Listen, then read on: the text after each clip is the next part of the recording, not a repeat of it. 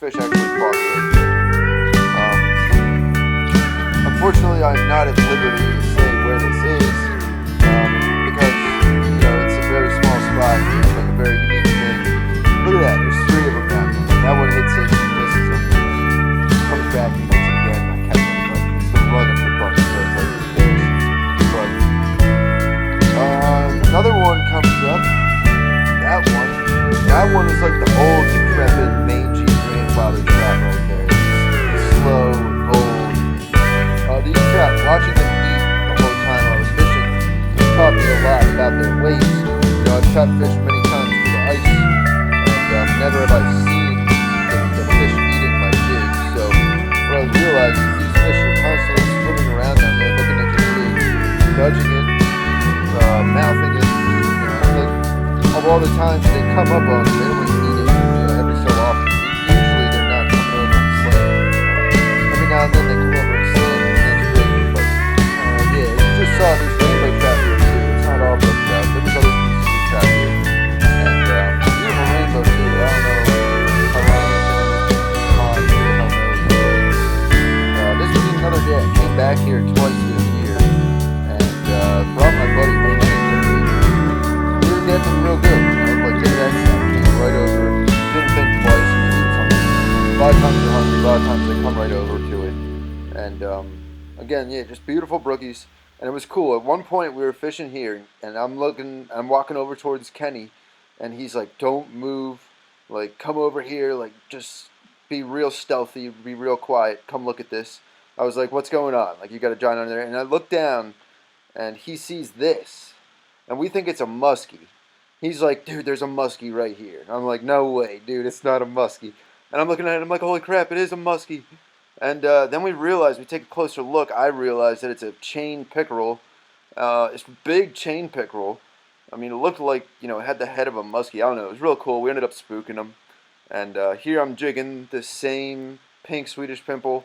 I just have a fathead minnow on there. These brookies were really not too picky about what they were hitting. They were hitting everything. It didn't matter what you were dropping down. They were coming over, investigating, swimming around, and they were eating. I mean, you would coax them into eating. You would see them down there. You'd play with them for a while, and I mean, this one in particular, I cut out like a minute and a half of this video. This particular trout, he's been here for like 2-3 minutes swimming around, and finally he eats. And yeah, another good one. I mean, they're all good. They're all good trout. And then this one comes up. He kind of mouths the bait. I miss him. You see the line pulls through his teeth. I don't know, some weird stuff. But then later, Kenny's dropping down a tube jig right here. That trout is just sitting there waiting. This particular hole was one of the honey holes. You know how whenever you're ice fishing, there's always that one hole where all the fish are. And this was that hole. And yeah, Kenny's dropping down a tube jig, missing these fish like an amateur, and there's just more and more coming constantly. Like, they're down there by the boatload, and look at that one. He got that one. That's a good one. But he catches that, he yanks it out. I drop my rod right down, and immediately, have trout looking at it. I shouldn't say immediately hook up, but they come right over, and eventually I do get one, and so we just plucked 2 trout out of that hole, and we release them, and then Kenny drops down again. He puts a minnow on for some reason, and the trout are there. They come right over, and at this point, I don't know, I guess this was a different hole. Look at that trout. He's all like fat, and he's got an attitude. He's like swimming around like he's mad at something. He's got like anger. He's like an angry trout, probably because he's ugly and fat. He's missing part of his tail. That one too is not looking too healthy. They're both looking kind of unhealthy. I didn't catch either of those. I don't know why, but that one looks like a totally different kind of trout. He's silver, much less color to that one. Maybe it's just a female trout. That's probably what it is. That's Kenny using the tube though. Just stuck that female trout. That's a nice one right there. That one with the white fins and red belly. I think that's a male. And both of those right there, like very photogenic, like nice looking trout right there. Beautiful. State fish of Pennsylvania right there. The brook trout. And look at that. Stuck them. and you got a sad brook trout on the line.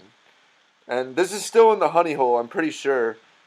If this isn't the same honey hole, it's a different honey hole because you can just see how many are down there.